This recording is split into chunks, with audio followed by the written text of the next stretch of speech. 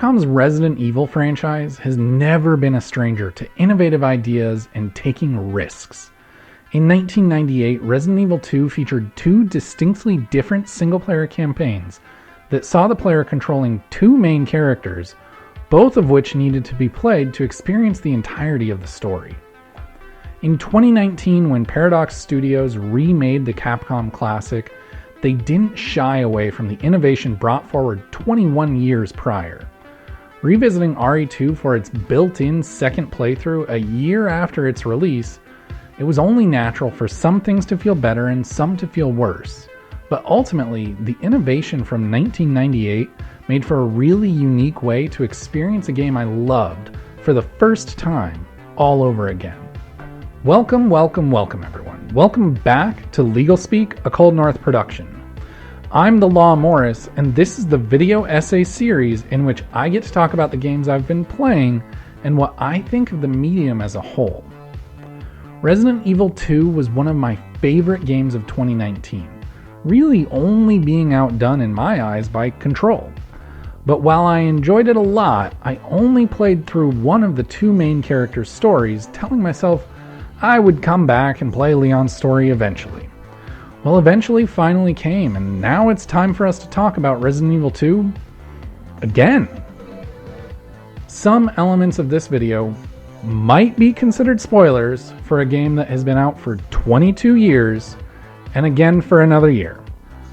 So just keep that in mind, I guess. Now, for the purposes of this video, please keep in mind that I did the first playthrough as Claire and the second as Leon.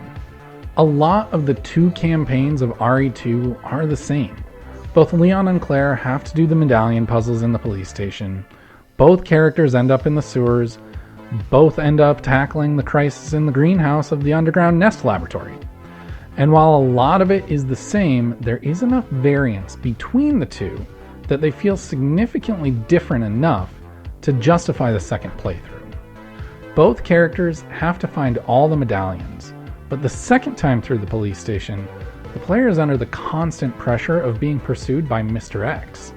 Leon's journey takes him further underground to the jail cells in the parking garage area, while Claire's path takes her up to the police chief's office where she learns of his extreme corruption.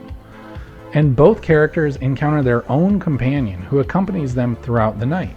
Combat and gameplay remain the same for both main characters, only differing significantly when playing as either Sherry Birkin or Ada Wong. I said it after my first playthrough, and it still holds true that while this might not be my personal favorite style of Resident Evil gameplay, this is really clearly what Resident Evil was always intended to be. There was a lot in the second playthrough that was essentially, if not exactly the same as the first playthrough, but some elements were better the second time through. Pacing the second time around wasn't necessarily better or worse than the first, but appropriately faster. Where the first run was slow and extremely creepy, knowing the basic idea of what was coming and when made the pacing of the second run feel much more like an action horror game as opposed to a survival horror game. But where the Leon story really stood out, head and shoulders above Claire's, was in the characters and their development. Throughout my first playthrough, I was all about seeing Leon and Claire getting together at the end of the game. Resident Evil has always been the video game equivalent of a popcorn movie, and it's only natural for the male and female leads of a popcorn movie to really end up together before the credits roll. I don't know, I'm not a critic. But after playing Leon's story, I can't help but feel like the relationship between Leon and Ada is better developed and really feels more earned. And when comparing the two campaigns, there's really no doubt in my mind that I enjoyed both playing as and the story beats covered by Ada much more than Sherry.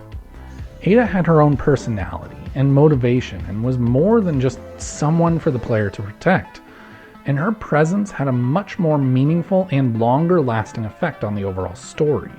But not everything was better in the second playthrough. Even though Mr. X's presence helped to move the pace of the game along, making it feel much faster and shorter the second time through, he was still the single largest detractor in my enjoyment of the game. The police station has always been the best environment of the game, and bringing Mr. X in so early essentially ruined the enjoyment of that area. As the player explores the police station, they're able to get their bearings, stock up on their weapons and supplies, and unlock new rooms at their leisure.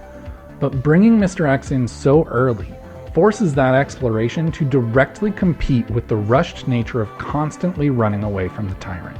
This competition forced the two mechanics to fight for their time in the spotlight, and rather than complementing one another, they just made for a frustrating experience.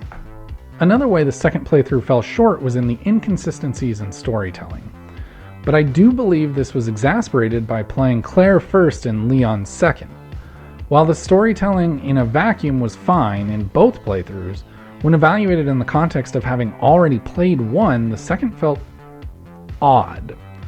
In Claire's playthrough, Birkin kills Mr. X after Sherry and Claire escape the orphanage. Having already known this, I told a friend of mine that was watching me play that we had seen the last of Mr. X after his encounter with Ada. But then he just continued to show up. He showed up in the greenhouse and again for the final boss encounter. Mr. X was supposed to have been long dead at the hand of, or claw I guess, of Birkin. But instead I was having to fight him on a very stupid, very long elevator ride. And despite his resurgence in the Nest Lab, and his being the final boss, Mr. X's presence was rarely felt throughout the back half of the game. While this would have been fine, Leon only crossed paths with Birkin 4 times throughout the whole game, and his story was almost entirely untold. So going through Leon's playthrough, there was a distinct feeling of lacking a big bad presence in the back half of the game. The idea of 2 separate campaigns was both excellent and extremely innovative in 1998. And while I appreciate the effort Paradox Studios went to in an effort to modernize the sensibilities of the original game, I think that some adjustments could have been made to make the game more digestible. Whether they be offered as a default or an option, a modern mode in which the entire story was told all in one playthrough could have been more fun to play through and overcome some of the challenges faced by splitting the game in 2. If the campaign had jumped back and forth between Leon and Claire, showing their progress through the night, and even allowed the player to experience both Sherry and Ada's sections in the same playthrough, it would have been less true to the original. But it also would have avoided some of the pitfalls brought on by that format. The logical fallacies of both Leon and Claire completing the same puzzles, the absence of a villainous presence being counteracted by Mr. X being inexplicably alive in the back half of the game, and the emotional roller coaster of rooting for Leon to end up with both Ada and Claire could have all been resolved by combining the content of both campaigns into one. But the Resident Evil 3 remake is just a few months away.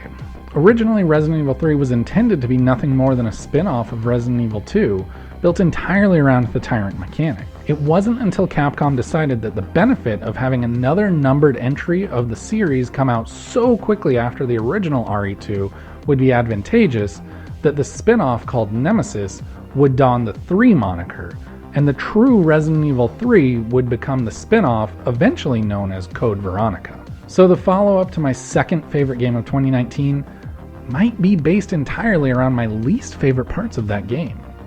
There really isn't anything I can do besides just hope that Paradox Studios takes more liberties this year than they did last year, and the Tyrant sequences and puzzle sections are more separated, making for a more stop-and-go experience. Overall, I thoroughly enjoyed the Resident Evil 2 remake both times I played it. While the second playthrough felt more expedited and was held back in some ways by nature of it being a second playthrough, it still felt fresh and was able to provide that feeling of a first playthrough again better than most games can. So what did you guys think of Resident Evil 2, and what do you want to come after the RE3 remake? Would you rather see Resident Evil 8 or a full-on RE4 remake? Let me know in the comments down below. And while you're down there, don't you forget to subscribe for a new video every week. You can see everything we do, including both of our podcasts, all in one spot over at ColdNorthPro.com. I'll be back next week talking about something else entirely, so until then, just go play some games.